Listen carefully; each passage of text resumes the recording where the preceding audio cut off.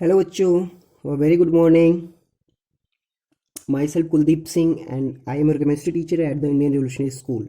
और आज हम बात करेंगे क्लास टेंथ के एक बहुत अच्छे टॉपिक्स एसिड एंड बेस के बारे में। और एसिड और बेस आपके एग्ज़ाम के पॉइंट ऑफ व्यू से बहुत इंपॉर्टेंट टॉपिक्स हो जाता है, क्योंकि कभी कभार एनसीईआरटी जो सीबीएसई जो एग्ज़ाम कराती है उसमें मैक्सिमम 5 to 7 मार्क्स आने की पॉसिबिलिटी रखता है ये चैप्टर। तो बहुत ही बड़ा इंपॉर्टेंस है इसका आप लोगों के एग्ज़ाम के पॉइंट ऑफ व्यू से। तो मैं ये चैप्टर कोशिश करूँगा कि आपको पूरी तरह से क्लियर हो सके, लर्न हो सके और सारे डाउट क्लियर हो सकें, इतनी कोशिश करूंगा मैं। बस आप लोग इस वीडियो में लास्ट तक बने रहना और जितने भी वीडियो के पार्ट होते हैं उसको थोड़ा सा कॉन्सेंट्रेट होकर के, थोड़ा सा अपने मन को मना करके बैठ करके देखना एक स्थिरता के साथ। मैं दावे के साथ कह रहा हूँ कि अगर ये आपने वीडियो देखा तो फिर आपको दूसरा न तो बुक पढ़ने की ज़रूरत होगी, ना ही दूसरे वीडियो या लेक्चर की ज़रूरत होगी, क्योंकि जो वीडियो मैं बना रहा हूँ साथ साथ में आपको नोट्स भी प्रोवाइड करवाते जा रहा हूँ, जिसमें आपके डाउट पूरी तरह से आने के पॉसिबल ही नहीं है, आने की संभावना ही नहीं है। हम लोग क्वेश्चन भी सॉल्व करेंगे पूरी तरह से। तो कोई मतलब नहीं है किसी दूसरे का वीडियो देखने का। और बुक भी मैं आपको सजेस्ट करूंगा, एनसीईआरटी पढ़ लेना, बाकी और कोई बुक पढ़ने की ज़रूरत नहीं है। खैर चलो स्टार्ट करते हैं। और स्टार्ट करने से पहले मैं आप लोगों को बता दूं कि मेरे वीडियो जो है क्लास टेंथ के बहुत दिन बाद आ रहे हैं। उसके पीछे बेटा खास रीज़न था। मैं अभी इस समय विलेज में हूँ और यहाँ पे जो है आंधी और तूफान के कारण लाइट में बहुत बड़ी दिक्कत हो रही है, लाइट में बहुत बड़ी डिस्टरबेंस है, जिसकी वजह से वीडियो बनने में थोड़ी सी प्रॉब्लम हो रही है। बट अभी जो है हमारा वीडियो कंटिन्यूस रहेगा, लगातार रहेगा, तो अभी कहीं भी किसी भी तरह की दिक्कत नहीं है। तो आप लोग फुल स्टडी करिए, फुल एंजॉय करिए, वीडियो को देखिए और टॉपिक्स को पूरी तरह से क्लियर करिए।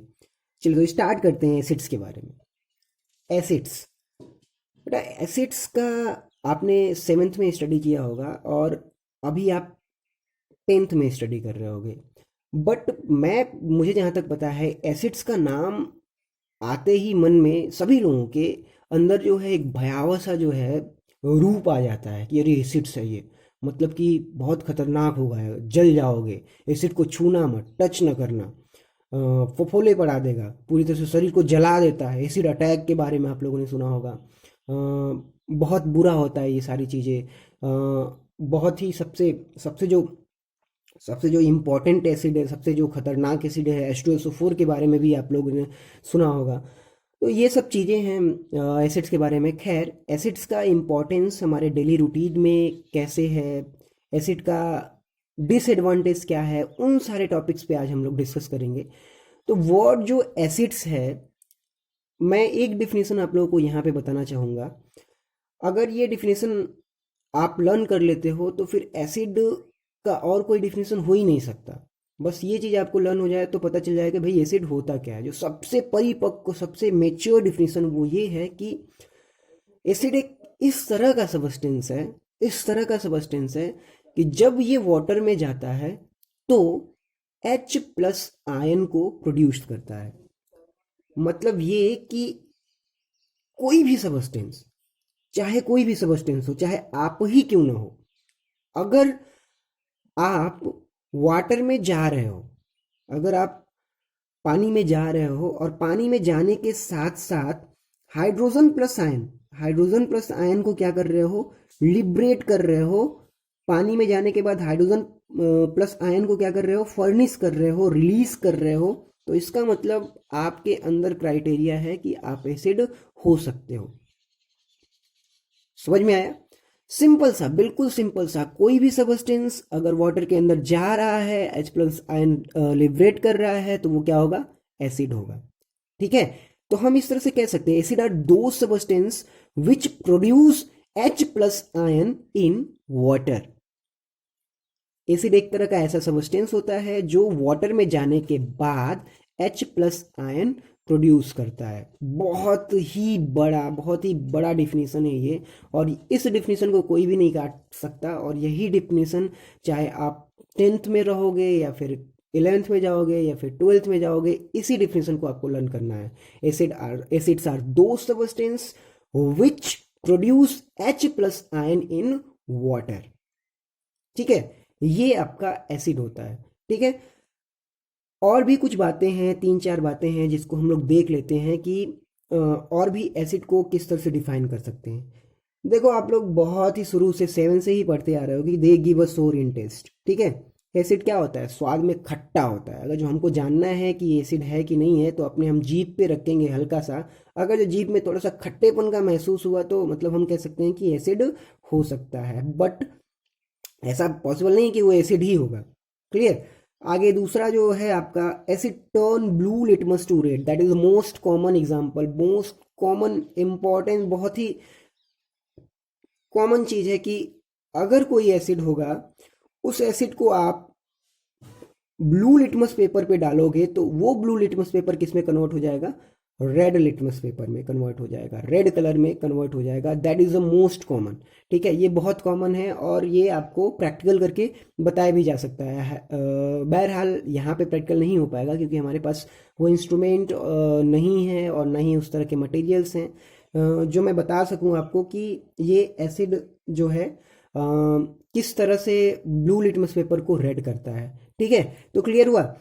और तीसरा यहीं पे देखो लिखा हुआ है, when acid react with metal gases are evolve, that is the most important. जो मैंने पहला डिफिनेशन बताया उसके बाद इस डिफिनेशन का नाम आता है, बहुत ही इंपॉर्टेंट चीज है ये।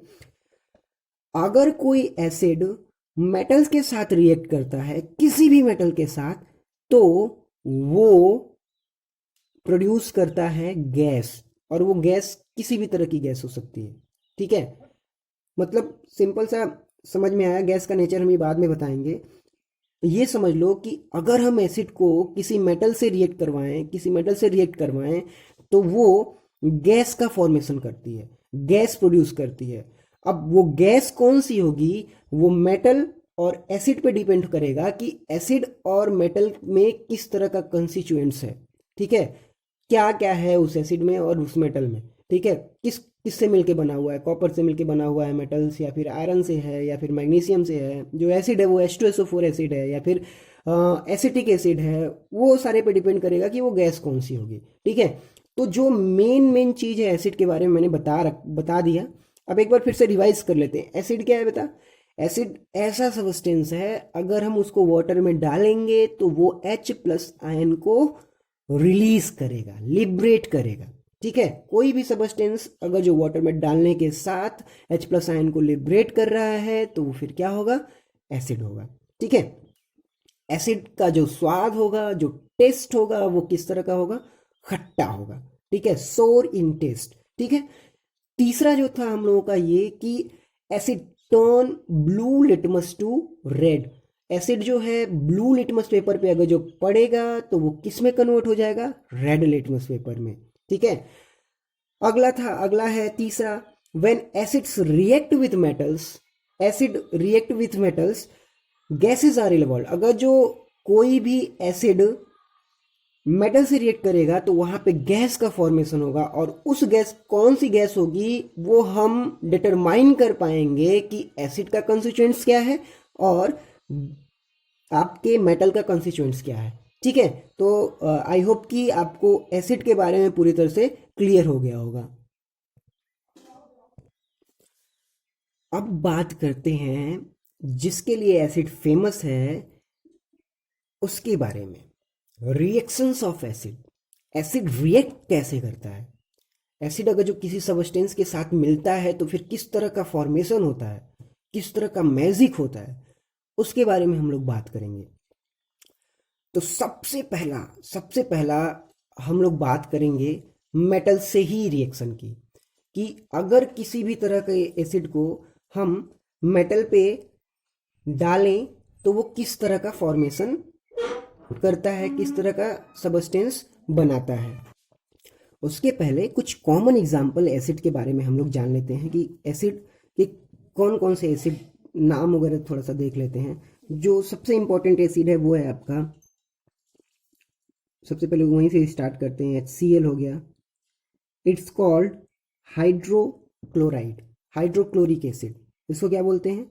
Hydrochloric acid. उसके बाद फिर आपका H2SO4, जिसको हम बोलते हैं सल्फ्यूरिक एसिड।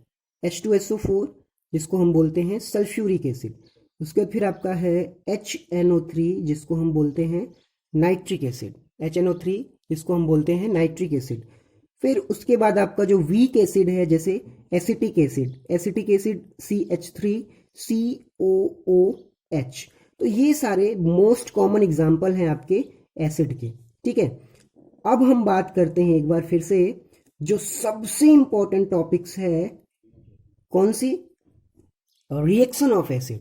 एसिड रिएक्ट अगर जो किसी से करता है, किसी भी सबस्टेंस से, तो किसका फॉर्मेशन होता है, कैसे किस तरह की मैजिक होती है, उसके बारे में हम लोग बात करते हैं। सबसे पहला देखो, अगर हम एसिड का रिएक्शन मेटल से करवाते हैं तो किस तरह का सब्सटेंस का फॉर्मेशन होता है। कॉमन वे में अगर एसिड मेटल से रिएक्ट करता है तो एक सबस्टेंस बनता है जिसको हम बोलते हैं सॉल्ट, जिसको हम बोलते हैं सॉल्ट। ठीक है, अब ये सॉल्ट क्या होगा उसके बारे में हम लोग अभी डिस्कस करते हैं। और एक बात और ध्यान रखो, जो मैंने आपको पहले ही बता रखा था कि अगर एसिड आपका मेटल से रिएक्ट करेगा तो gases are evolve, gas evolve होगी, गैस बाहर निकलेगी। उसी तरह से हम किसका रिएक्शन करा रहे हैं, एसिड प्लस मेटल का, तो गैस को बाहर होना चाहिए कि नहीं होना चाहिए, होना चाहिए। और यहाँ पे गैस बाहर हो रही है कि नहीं हो रही है, बाहर हो रही है। कौन सी गैस बाहर हो रही है, वो गैस है आपकी हाइड्रोजन गैस।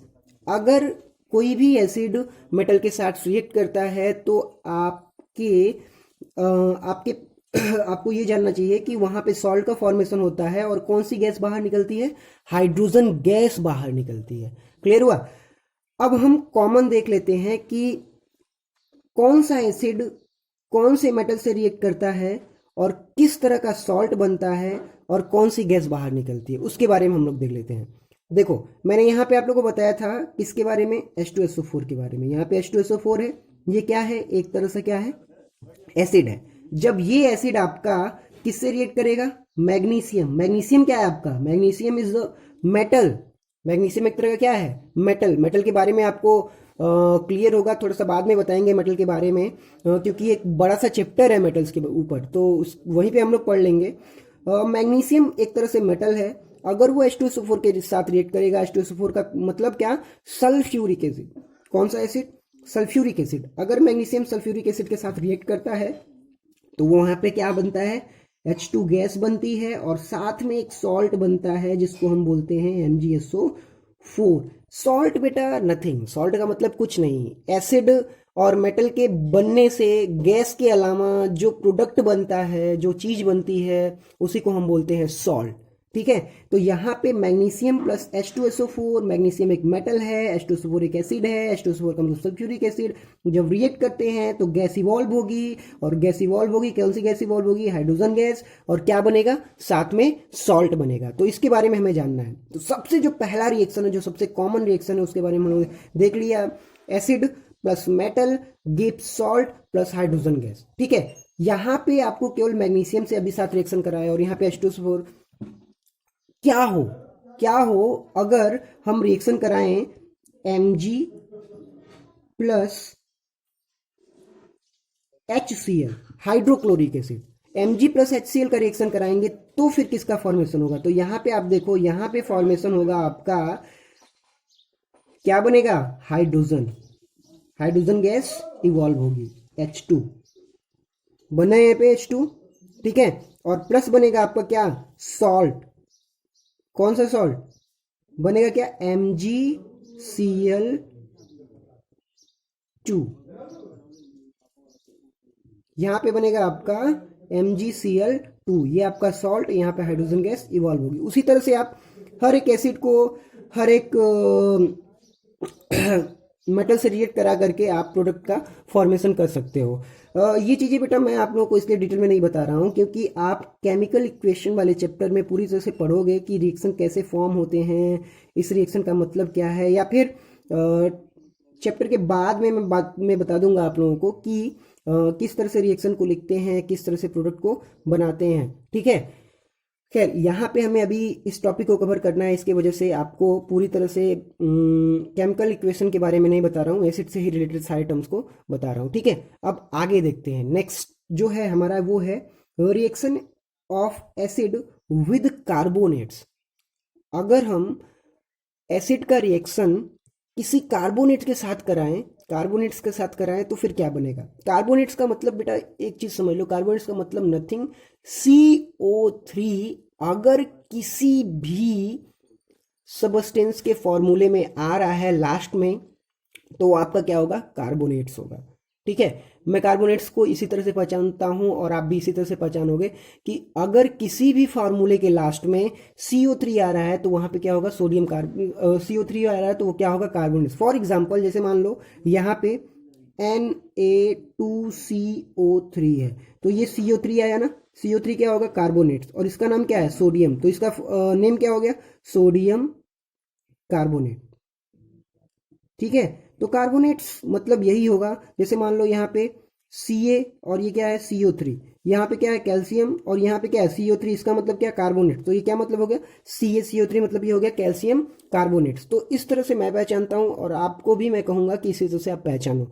ठीक है, तो एसिड का रिएक्शन हमने मेटल से देखा तो क्या बना? गैसेस का फॉर्मेशन हुआ, और साथ में क्या बना? प्रोडक्ट बना, और प्रोडक्ट के रूप में क्या बना? सॉल्ट। ठीक है, उसके बाद हमने दो एग्जांपल देखा, मैग्नीशियम का H2SO4 के साथ रिएक्शन कराते हैं तो क्या होता है, और मैग्नीशियम का HCl के साथ रिएक्शन कराते हैं तो क्या बनता है, इसके बारे में हम लोगों ने देखा। अगला जो हम देख रहे हैं, reaction of acid with carbonates. ठीक है, reaction of acid with carbonates, इसमें क्या होगा? देखो यहाँ पे कार्बोनेट्स है Na2CO3, कौन सा कार्बोनेट है? सोडियम, और ये क्या है? कार्बोनेट, तो ये हो गया आपका सोडियम कार्बोनेट। अगर हम इसका रिएक्शन HCl, HCl क्या है? एक तरह का एसिड्स है, अगर इसके साथ हम रिएक्ट कराएं तो क्या बनेगा आपका? सॉल्ट बनता है, प्लस वाटर बनता है, प्लस CO2 गैस इवॉल्व होती है। मतलब अगर जो हम कॉमन वे में देखें तो हम ये कह सकते हैं carbonates, carbonates plus acid is equal to salt plus water plus CO2 gas.